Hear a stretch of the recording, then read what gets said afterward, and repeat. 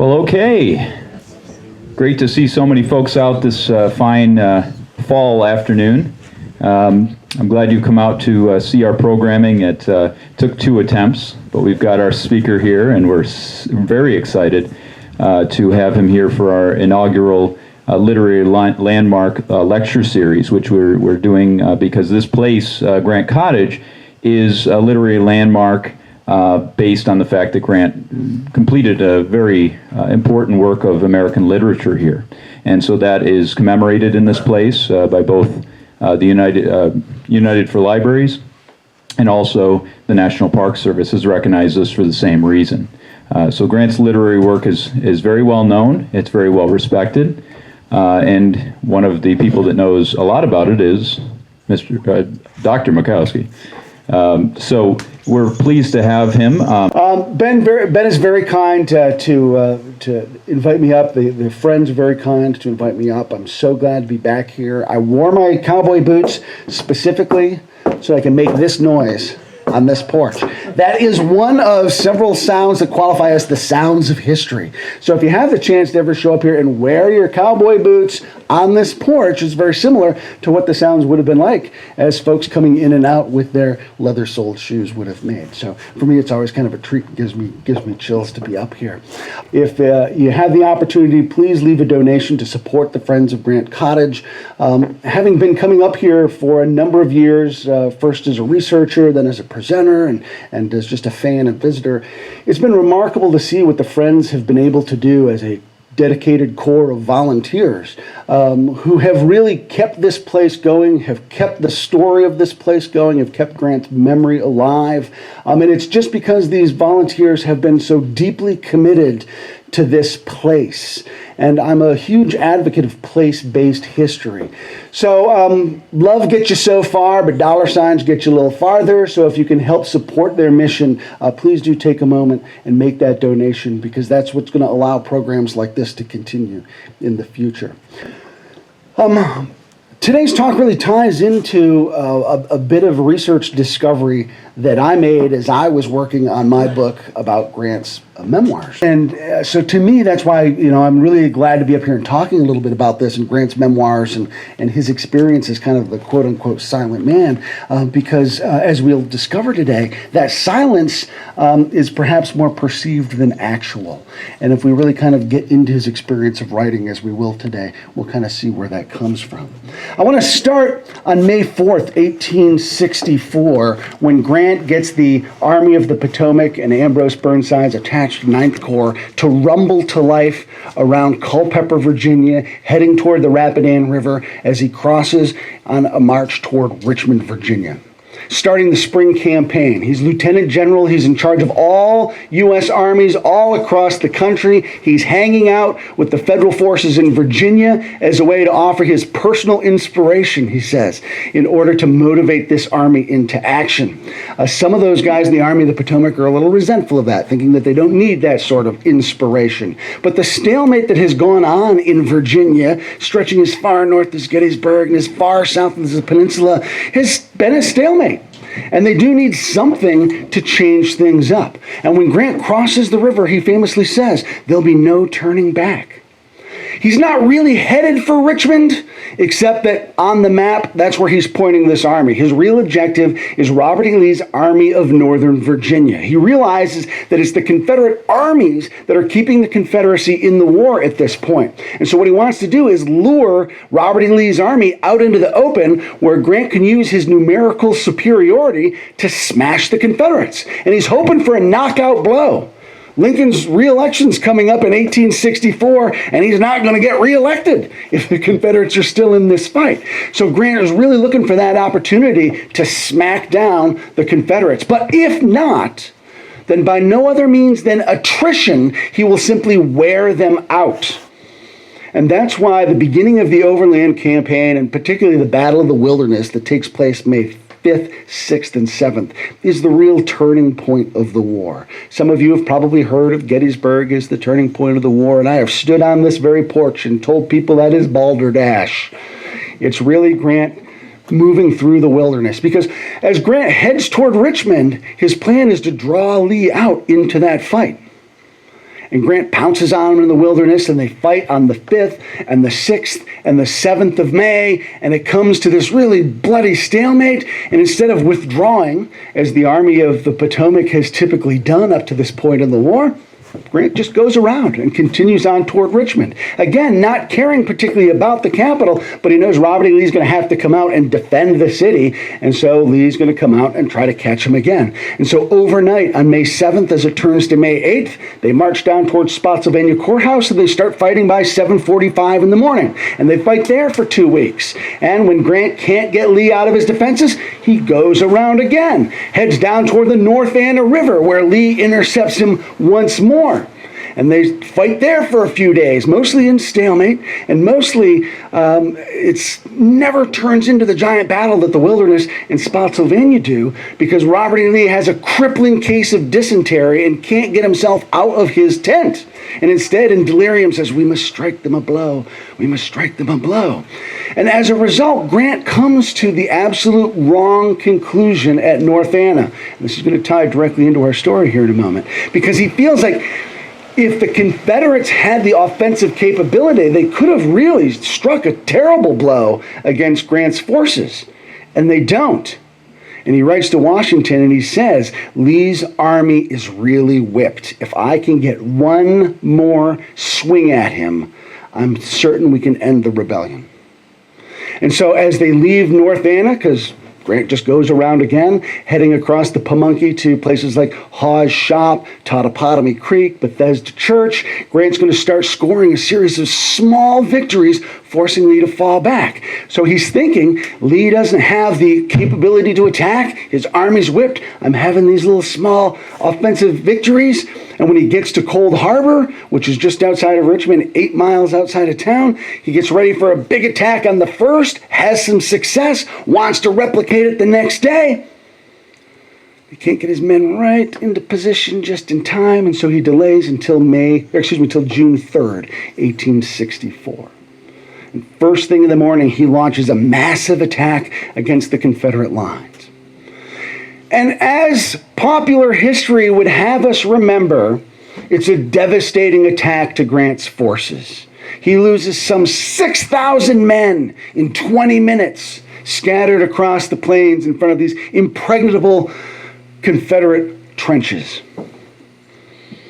And in his memoirs, he writes that I've always regretted that final charge at Cold Harbor, because the gains that we achieved in no way made up for the loss of life that we suffered.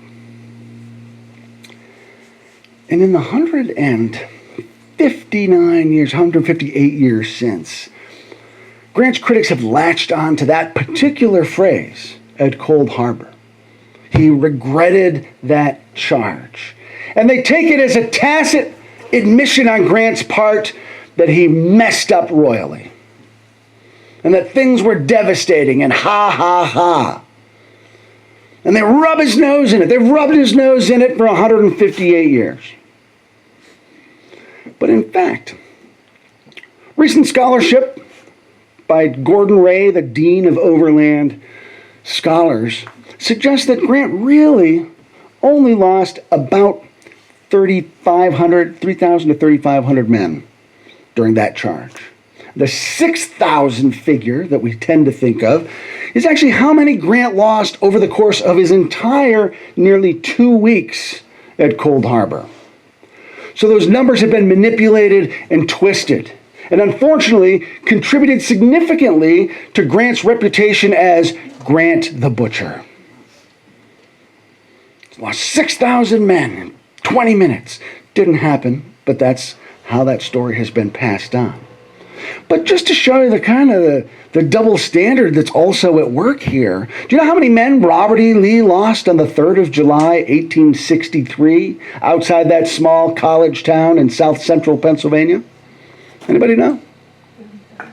Pardon? 30,000. So just in the afternoon of July 3rd, I wouldn't be able to answer that question either, except that I researched it, right?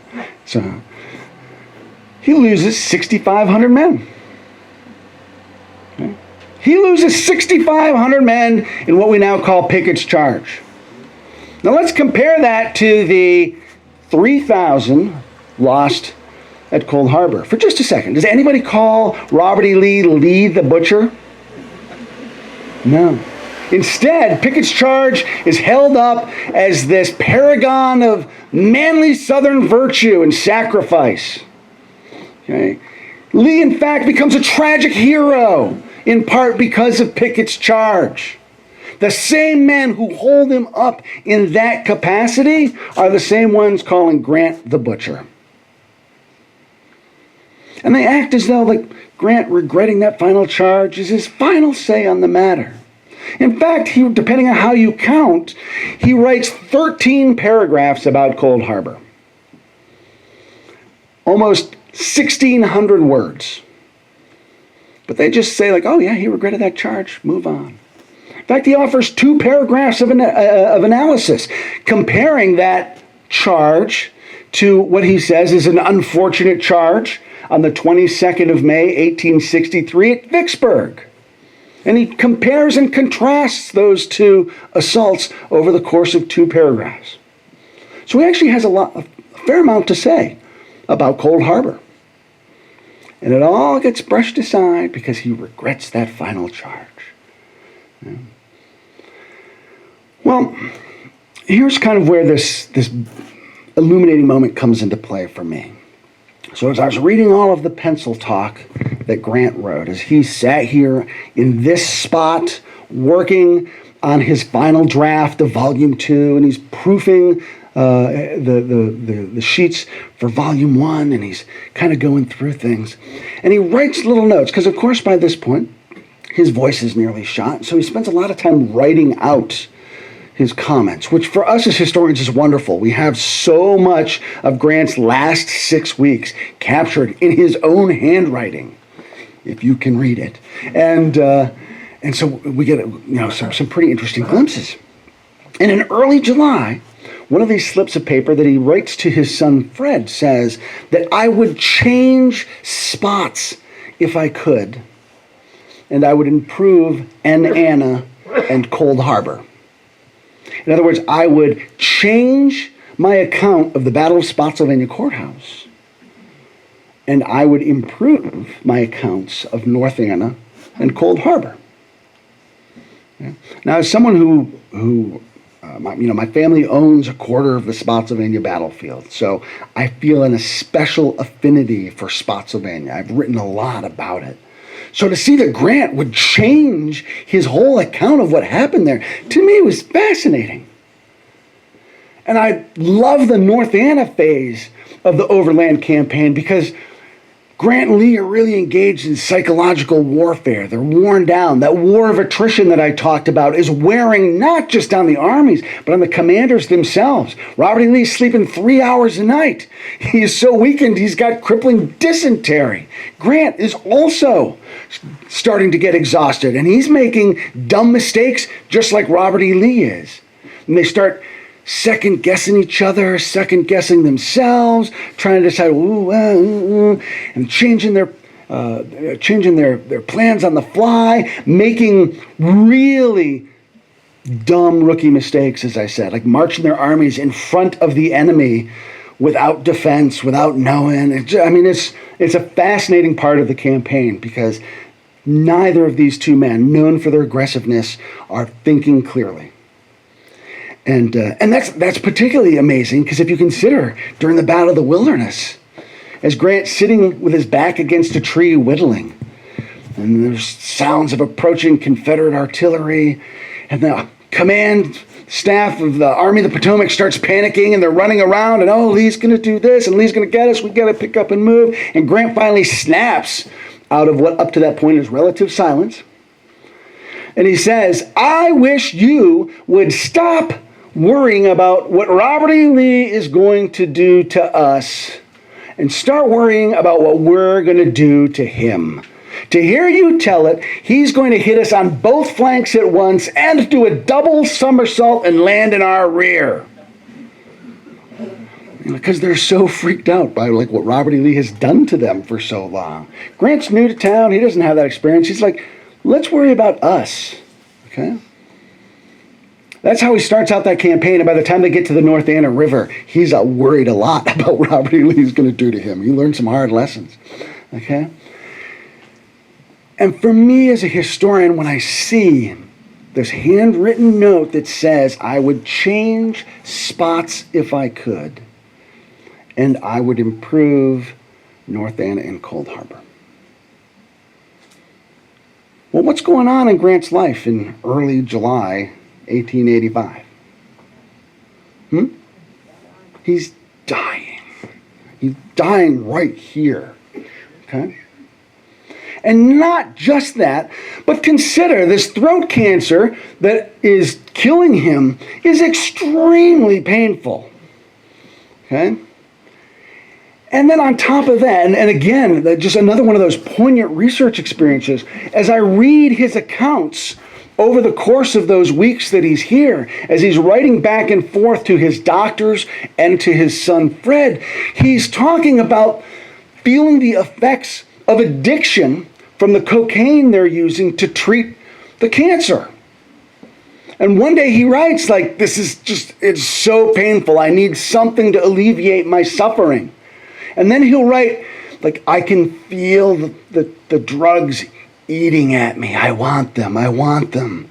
I've got to stop because they're polluting my mind. And then he'll go a couple days and it's just like in agony again. And to read this correspondence, and he doesn't say these things in explicit terms to his wife. He doesn't want to worry Julia. But he says these to his son, and he says these to his doctors. So not only is he dying, and it's incredibly painful, but he's also fighting this addiction that he knows is bad. He knows it's just bad medicine. So is it any wonder that he can't rewrite spots or improve upon Anna or Cold Harbor? All right? In fact, he tries to warn his readers up front when he writes the preface to the book. And he said that some of you might not be satisfied with what you read here. Had I left myself more time, perhaps I could have improved upon it. But as he famously says, man proposes, God disposes. He doesn't have the time.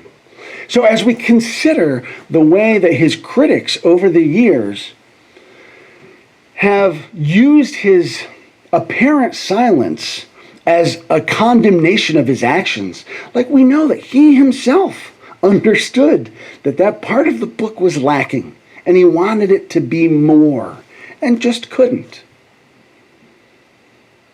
And that's one example of what we can talk about when we talk about the Grant's silence. Because there are instances where he has these silences in his writing that his critics and enemies have exploited in such a way that it has negatively impacted Grant's reputation for a century and a half. And I realize to some extent I'm preaching to the choir. You wouldn't be here on the porch of this house if you also didn't agree that perhaps Grant has had some bad shakes he didn't deserve. But the idea of Grant as a silent man was something that was well established over the course of the war in his public career. In fact, in December of 1884, as Grant is suffering from depression, they're at their townhouse in New York, and Mrs. Grant is just worried to death about this depression that is crippling Grant at the time. And their friend William T. Sherman comes to visit. And Grant and Sherman by this point have become a little bit estranged. Sherman, has had some problems with the way he's perceived Grant's presidency and post-presidency. But when it comes right down to it, their loyalty, which bound them together during the war, is stronger than any reservations that Sherman has. And he shows up for a few days because he'd heard that maybe Grant was sick, but by this point it wasn't public. So he goes to visit and see for himself. And again, he's kind of shocked at what he sees, but he tries to calm Julia, who says, he's always so quiet. And Sherman says, well, you must remember, Mrs. Grant, even during the war, in the darkest of times, when I would go to headquarters in the middle of a crisis, he would always be silent. And then she's like, oh, yeah, that's right. Like she has to be reminded that he tended to be a silent person. And let's think about what Sherman experiences. Think about that first night at Shiloh when the Union Army is absolutely caught off guard and unprepared and driven nearly back to Pittsburgh Landing. And finally, Grant establishes a final line, and he's waiting for reinforcements, and he's waiting for Lew Wallace to show up, and he tries to ease his mind by getting in out of the rain, and they're using the one building as a field hospital, and he's so disturbed by the sights and sounds of the injured that he goes back out into the rain and sits under a tree, and that's where Sherman finds him. And Sherman says, "Ooh, we've had the devil's own day of it today, haven't we?" And Grant, very calmly, very coolly, said, "Lick him tomorrow, though." And he does. Right? Is he freaking out in the midst of turmoil? Is he hollering, screaming? Is he the personal tempest that Sherman himself is? No. Okay? And those are examples, that's an example of how Grant came across as a commander in moments of crisis. We see the same thing at the Wilderness before he finally snaps and tells them, stop worrying about Lee's double somersaults. He's not going to pull a triple Lindy, okay? Again, turmoil around him, and he is this calm, quiet center. Even when we think about May 1884, when Ferdinand Ward comes knocking on his door one Sunday morning to tell him that Marine Bank is failing and they need a huge cash infusion. And Grant very calmly, coolly sits there and listens to this calamitous news. And then he's just like, okay, I'll see what I can do. And off he goes. Okay? Never losing his head, never freaking out. Okay? And so that sense of silence in the middle of calamity is something that carries on forward with him. Okay? When Robert E. Lee surrenders at Appomattox Courthouse and federal artillerists start shooting off artillery pieces in celebration, and he tells them to stop. Those are our countrymen now. Don't insult them. Again, sort of calling for quiet in the moment of victory. Right? And so it's no wonder that this reputation as the silent man goes forward with Grant from the war. And shortly after he is elected president, on the eve of being sworn in, a reporter from the St. Louis Dispatch talks to one of his former subordinates, Brigadier General William Hillier. And Hillier and Grant had known each other before the war, back in St. Louis. Hillier had a law office where Grant helped out a little bit once in a while, not as a lawyer, but just doing some jobs for him. And the reporter asked, was Grant silent then as he is now? And Hillier's response is instructive. Let me just pull out the exact quote for us here. He says, we considered him more than commonly talkative. So he is now. He won't talk for effect, nor before strangers freely.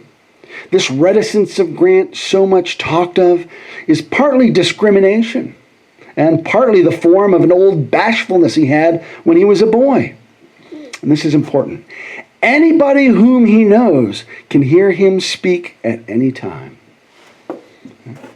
So Grant wasn't a guy who was just talking for the sake of talking. He didn't like to go make small talk. He tended to listen more than he spoke in any conversation. That was particularly true during the war, as he's trying to assess any given situation and then come up with a response. So he goes into the presidency with this reputation as a silent man.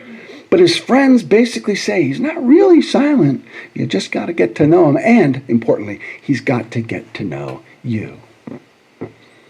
So let's flash forward to the summer of 1884, when Grant, swindled out of his money by his not-so-honest business partners, Ferdinand Ward and James Fish, finds himself huddled with his family at their cottage at Long Branch, New Jersey. They've had to sell off other properties, trying to secure some sort of base for themselves as they try to regroup from this financial calamity. They're literally wiped out. And up to this point, he had been resisting calls to write his memoirs. It's all in Badow, he's saying, referring to Adam Badow's 3-volume military history of Ulysses S. Grant, which Grant had consulted on over the course of its creation. He didn't feel the need to revisit all that because it's all in Badow. Well, now suddenly, because he's destitute, Century Magazine offers him money to write about some of his exploits, $500 an article. And Grant, eager to try to make some sort of financial restitution to the debts he owes, says absolutely. And the editor, the junior editor of the magazine, a guy named Robert Underwood Johnston, goes to Long Branch to talk with Grant about this project. And when Johnson arrives at Long Branch, he talks about this feeling of gloom that is over the place, and that Grant himself seemed like a wounded lion. But what surprised him was that Grant was actually warm and friendly and spoke freely of his personal situation. And this really baffles Johnson because he specifically uses the phrase, Grant's portrayal as a silent man has left him much misrepresented. And over the course of their writing and editing relationship, Johnson actually finds Grant to be, quote, positively loquacious. Okay? Johnson had to earn Grant's trust in order for Grant to open up that way. But once he did, just as Hillier said, if you know him, he'll talk to you. And Johnson found that to be the case. But he also found Grant to be frank and clear. He did not have any sense of cockiness about him. He was plain spoken. And it will be up to Johnson to work with Grant and navigate this process of writing that Grant felt was a completely alien landscape for him. I'm a general, not a writer, okay? And yet we're here commemorating a literary landmark, aren't we? Okay? Because over the course of Johnson's mentorship and the subsequent work that Grant does to expand those articles into his memoirs, Grant discovers what we writers like to call the pride of ownership, the pride of authorship. You write something and you're proud of what you have written. And this is an important insight for Grant because as he starts to think about it, he realizes that maybe this process of writing is not so alien after all. And he writes to his former staff member, Adam Badow, who's helping him at this point on his writing projects. As a soldier, I wrote my own orders, directions, and reports. They were not edited, nor assistance rendered. As president, I wrote every official document I believe bearing my name. All these have been widely published and circulated. The public has become accustomed to them, and they know my style of writing. They know that it is not even an attempt to imitate either a literary or a classical style, and it is just what is pure and simple and nothing else. If I succeed in telling my story so that others can see, as I do, what I attempt to show, I'll be satisfied. The reader must also be satisfied, for he knew from the beginning just what to expect. In other words, Grant had been writing his entire professional career. As a general, he wrote his own orders, which were widely hailed as being clear and easy to understand. As chief executive, he wrote all of his own proclamations and all of his own suggestions for legislation and all of his memos. His writing had been circulated widely. He discovered this isn't such an alien landscape because he's already been doing it. He just hadn't conceptually thought of himself as a writer. But in fact, he'd had years and years and decades of experience as a writer. So as he then continues on with his memoirs, this fire takes hold. He loves the work. He writes 6 days a week, sometimes 7, he says. And very little of it needs to be edited. Mark Twain, who will serve as his editor, comes and he looks at stuff. He says, this is a masterpiece. This ranks along with Caesar's commentaries for clarity and insightfulness. And some tweaks need to be changed here and there. Grant will actually turn out to be a harder editor on himself than Twain will be. In fact, it drove Twain nuts because as Grant's trying to finish Volume 2, he's going over the page proofs for Volume 1 as he's dying. And so Twain's like, hurry this up, like finish Volume 2. Let's worry about the page proofs later. But Grant is so meticulous in his editing, he goes back to make sure that things are correct and things are proofread properly and, fact checking and all that sort of stuff. I mean, he is deeply invested in the project because he has discovered that as a writer, he loves the job. He has something to say. And so if we hold up that notion of him having something to say to what Johnson described as the myth of his silence, we discover that Grant actually left a lot. Not just his memoirs, which, have never been out of print. 1,231 pages of them. But if you have the hankering to do so, you can go to the Southern Illinois University Press and see the collected works of Ulysses S. Grant, the U.S. Grant Papers, which are 32 volumes long at this point. Volume 31 covers his last couple of years, including all the pencil talk that I have mentioned, that he's scribbling as he's writing here in the porch. 32 volumes. You can go down to the bookstore and get his wartime letters to Julia, which are just lovely. And some of his pre-war letters to her. I mean, talk about a dude who is head over heels for his wife. As he's doing different postings along Lake Ontario, he'll write to her and be like, oh, I love you so much. I miss you. I miss you. And then he'll go down to the next post and he's like, you know what? I find I love you even more here than I did back there. I mean, it's just wonderful stuff. Yeah. So, in fact, there's this long, long literary trail. But we think of him as this silent man because, as Ron White points out in his wonderful biography, American Ulysses, Grant didn't like public speaking. They'd go out on the campaign trail and he'd be like, hey, thanks for having me. Let me introduce to you my friend Matt George, who will tell you how happy I am to be here. And then he'll leave, and then it'll be up to whoever's with him to get up and, do the actual talking. Grant didn't like public speaking. He didn't think of himself as a writer. And see, these are all ways in which that myth of his silence grows in the years after his death.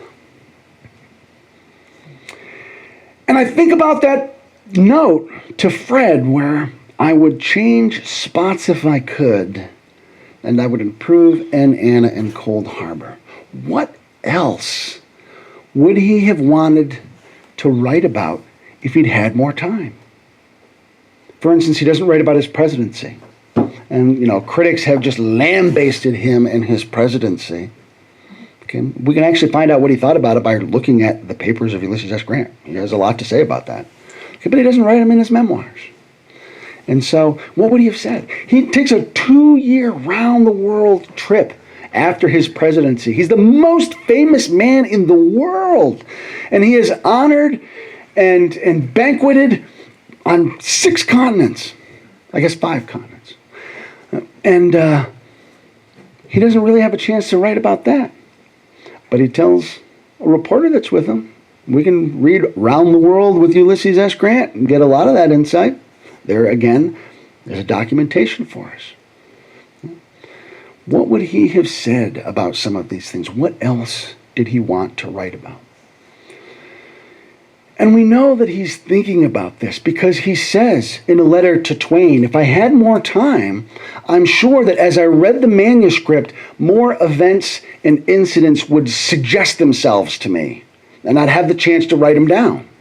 One of the things he does every day is as they work, he'll take a nap in the afternoon, and then later in the afternoon, he'll have one of his daughters-in-law read back to him what they read in the morning. And then it's like, oh yeah, that reminds me of this. Like, what else might he have been reminded of that he could have written about? And to me, that's tantalizing. You know, all these what ifs. Because he's a fascinating man who lives a fascinating life in the most tumultuous period of our nation's history. What else could he have written had he the time? And by this point in his life, which is winding down into its last days, again, he's really thinking about making sure that what he does have down captures what he wants to say. I look at some of the pencil talk, and he tells Fred, remind Dawson to add some punctuation here and there, and he's worried about punctuation. He's dying of cancer, addicted to cocaine. He's worried about punctuation. That sounds like me without the cancer or cocaine, but like he's paying attention to that stuff. So some of the other notes. Will we consider whether or not to leave out the appendix? Okay, like he's got plans for more stuff. He just doesn't know whether they're going to have the time to get it done. Is that entitled preface or introduction? Pretty technical thing to worry about. What are you engaged at now? In other words, like, I'm working at this stuff. I need a nap. What are you going to be doing to keep moving the ball forward when I'm sleeping? Or when I'm wishing I could eat some lunch, or whatever the case might be. Okay? Does what I have written fit the case? In other words, like, okay, I'm trying to make an argument here. I've written some stuff to help bolster that argument. Did I catch it right? Did I say it right? Are you reviewing or copying? I think I am a little mixed in my statement. I don't think I got the words quite right. Help me figure this out. He has mentions of revisions to Chattanooga, Knoxville, General Sherman, Burnside, and Longstreet. Like, man, what would he have had to say? Like, I'm dying to know what he had to say about James Longstreet, because the relationship between the two of them went way back to St. Louis, and a lot of people like to say, like, oh, Longstreet was Grant's best man. Oh, they were just great buddies. And in fact, Longstreet did stand up for Grant, but Nick Sacco out at the Grant site has pretty definitively demonstrated that Longstreet wasn't his best man. And, as Grant takes over as Lieutenant General, Longstreet says, that man will fight us every single day till the end of the war. He'll push us back to the river. And that's about all we have about the relationship between those two men. And Longstreet's wounding during the Battle of the Wilderness takes him out of the overland campaign just as Grant shows up. And knowing that those two went way back, I really, like as a historian who writes about the overland campaign, I really want to know more about what the two of those men thought about each other. And Sherman, like, we assume this great connection and loyalty between those two men. But in the last days of Grant's life, he's sitting on the backside of that estrangement between those two men. Would he have talked about that at all? What else would he have to say about a man who he was deeply, deeply loyal to? He says, I have left out many points. Oh no, he says, have I left out many points? The reason I said that as a statement, not a question, even though it is a question, is because he wrote it without a question mark. No wonder he's asking Noble Dawson to make sure it's punctuated right. Have you compared much of the second volume with other writers? Again, a question that has no question mark. Thank heavens for Noble Dawson's superpowers as a punctuator. Okay, but this is also interesting to me because here he's concerned with fact checking. Like, I've written this, but like, have you compared it with what other people have written? Let's make sure we have our facts right. I begin to feel anxious about the review of the second volume, he says on July 10th. There may be more difficulty in placing all the parts than we think. It's been written in a very detached way. Because at this point, he's writing what he can, when he can, but he's suffering, he's addicted, he's trying to get down what he can, knowing that he's running out of time. Elsewhere he says, if I had just 3 more weeks, if I had just 2 more weeks, think about what I could get done. In fact, he'll have 3 more weeks by the time he says that. But he's struggling, and he's working, and he's trying. He's deeply concerned with what he has to say. Grant the silent man. This myth of Grant silent is really The myth of Grant's silence is really the fact that he was silent. That's the myth. Because he had much to say. He was deeply concerned with how it was said. And he had the front row seat to this incredible experience that reshaped America. Thank God he was not silent, despite what his critics would have us say. So I'll leave you today with this challenge. If you haven't read the memoirs, start there. Hear Grant's words for himself. If you've read them and you're looking for that next level, go find volume 31 of Grant's papers, where he talks about his experience here. You can read blow by blow what's going on as he sat on this porch.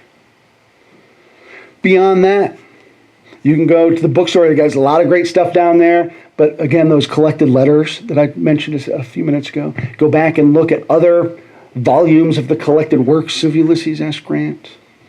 Look for Grant around the world. He's got plenty to say. But I would urge you, as you do that reading, to do as Grant did when he was involved with conversation, where he did more listening than talking. As you read Grant's work, listen to what he has to say to you. Thank you.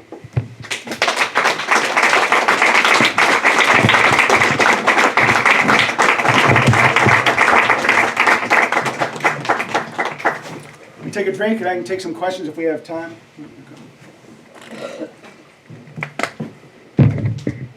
Thank you for your patience with me. Questions? Yeah, Rosemary. Yeah, would you talk a little about the estrangement between Sherman and Grant? The estrangement between Sherman and Grant really stems from, when Grant becomes president and he really gets swept up into the sort of the political machinery of the Republican Party and Boss Conklin and, all that kind of stuff. And Sherman, as you know, he famously said that if he was nominated, he wouldn't serve. And, he hated politics. And he really hated to see the way Grant got swept up in that. And he felt that Grant was a little too naive about the way the politicians were using him. So that becomes a problem for him. And then after Grant comes back from his round the world trip and he settles in with all of these muckety-mucks in Wall Street, and now he's pals with the Vanderbilt. This is a dude who had to sell firewood to keep his family solvent before the war. And now suddenly he's rubbing elbows with the Vanderbilts. And not that there was anything inherently wrong with that, but Sherman, there's some evidence to suggest Sherman may have felt Grant was putting on some airs as a result of that. Because it was like unearned prominence, I suppose. Even though he was president, that's pretty good. And that's what, gets Grant in those circles. So there's a lot of that. I mean, when Sherman becomes General-in-Chief of the Army, he moves his headquarters to St. Louis. He wants to be away from Washington, D.C. Okay? He's looking west. Now, the downside of that for the story I'm talking about now is that Sherman doesn't necessarily have a front row seat to any of these things he's critical about. So, we have to take some of Sherman's criticisms with a grain of salt when we think about that. So that's the broad outlines of that situation. So, yes, ma'am. At what point did the tide turn, the negative picture of Grant to more recent historical analysis where he's more positive? Okay, the question is, when did the tide turn as far as Grant's reputation? Okay, what's the date today? And Ben and I have had conversations about this. We're collaborating with some other historians on a book about Grant's legacy.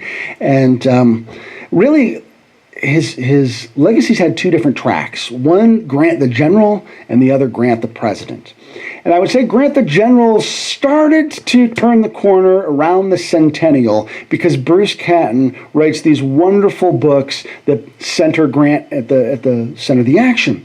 And if you have not read Bruce Catton, go read Bruce Catton. He's a wonderful storyteller.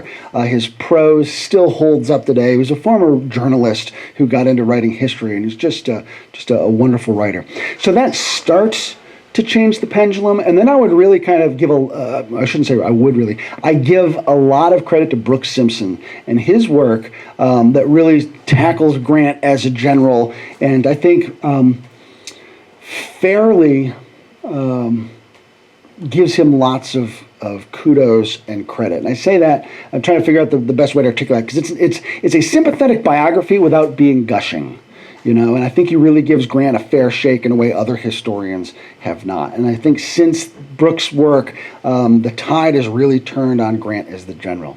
Grant's legacy as a president has taken longer to catch up. Most of you probably remember, his administration was corrupt. That's kind of the big thing.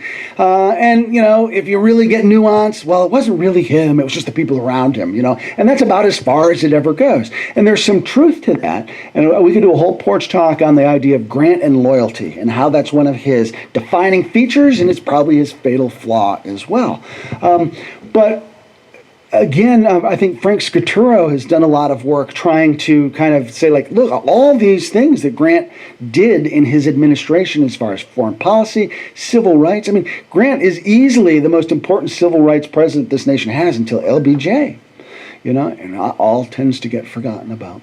So that's still in the process. Like a big ship trying to turn, it just doesn't turn very fast. So it's still in the turn. So, yes, sir. I always had a question very similar to that, because it seems to me that the final publication of the complete works, which I guess was like 2007, something like that, very recent. Oh yeah. And it seemed that had a big impact on shifting the historiography. Frank's stuff was before that, but right. He still had relied on a lot of the stuff that had come out. And I always wondered what took so long for these papers to be put together. This is like a century later. Yeah. So I don't know if you have any. Yeah, I don't have a whole lot of insight into that particular story, except that John Simon starts that project with Southern Illinois University because the Illinoisans are like, hey, this dude was president. We got a lot of stuff. It's the centennial. We should probably do something. And so by the time they get all that assembled, and then as Grant's career goes on and there's more and more documentation and slips of paper that they find or whatever, so later volumes tends to cover shorter periods of time because there's more stuff to include. And so I think that's one reason why that just takes a while. And then I love the footnotes to the collected works because they run down every single little thing. So there might be like a letter Grant writes, and there might be 3 pages of footnotes to go with that letter that trace out the correspondence and the context. They're wonderful, So I don't know if that's really an answer, but yeah. Yes, sir. Chris, after he writes the articles for Century Magazine and he starts transitioning into writing a full memoir, what was his original intention? How far did he feel that it was going to go? Was it for Appomattox and stop there, or did he have intentions to go further? Yeah, so the question is, when he starts writing these articles for Century, how far did he think he was going to go, right? And Appomattox wasn't even part of the Century series, although it was something they initially negotiated.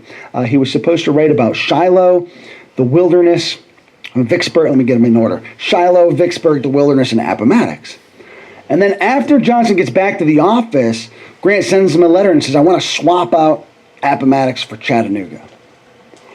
And at this point, Johnson's like, beggars can't be choosers. I'll take whatever you give me. That'll be fine. The other colleagues on the editorial board nearly lose their mind. Like, Appomattox? Like, that's the thing people want the most. And Johnson's like, hey, we're going to take what we can get. Right? So as he starts writing these pieces, and he discovers that pride of authorship, that's when he realizes, like, I might have a little bit more in me than just these 4 articles. And so he comes to the decision to expand that into a memoir. But he says to Johnson, I'm just going to do 4 articles.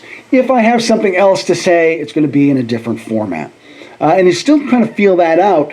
But he still trusts Johnson enough that they actually negotiate to have Century Magazine publish the memoirs. And then Twain comes famously in and swoops in and gets that deal. But it's one of those things that dawns on him slowly as he's working, as he's getting his feet underneath him. He gets the Shiloh piece done first, then he decides he's going to do the Wilderness, and it's about halfway through the Wilderness that I think he's like, I think I've got more to say here. But then he'll do Vicksburg and then Chattanooga. So, yes, sir. Question. So he supposedly finished his memoirs 2 or 3 weeks before he died. But do you really consider those finished in light of the questions that you asked and looking back at the previous publications that he did? Or was it really just more of a first draft? So the question is, he finishes his memoirs. Yeah, they really finished in light of some of the things we've talked about today. They were finished in the sense that they were as finished as he thought they were going to get. And he actually sets down his pencil, says he's done, and he tells everybody, I think I'm done. And they celebrate by going down to the Overlook, a trip that I think probably kills him. Okay, it's just a couple days. It's not even weeks. Like he finishes on the 19th, and then by the 23rd, he's dead. You know, and it's the trip down to the Overlook, which is well worth it. And I promise it won't kill you. Well worth going down there. A beautiful, beautiful trip, but it's so exhausting to get from this porch to that Overlook. And then they take a shortcut through the woods, which turns out to be a long cut through the woods, and that creates problems. So he's just so physically worn out by that traumatic experience that does it. But he's pretty definitive, like, I think I'm done. And that trip to the Overlook is supposed to be a celebration of being finished. Like today, we'd probably have ice cream or have a beer or something like that. But he lets everybody know, I think I'm done. All right. Thank you so much for your time today. Thanks to Grant Cottage for having me. I'll be glad to stick around and answer other questions you might have. Please support the Friends of Grant Cottage. Thank you.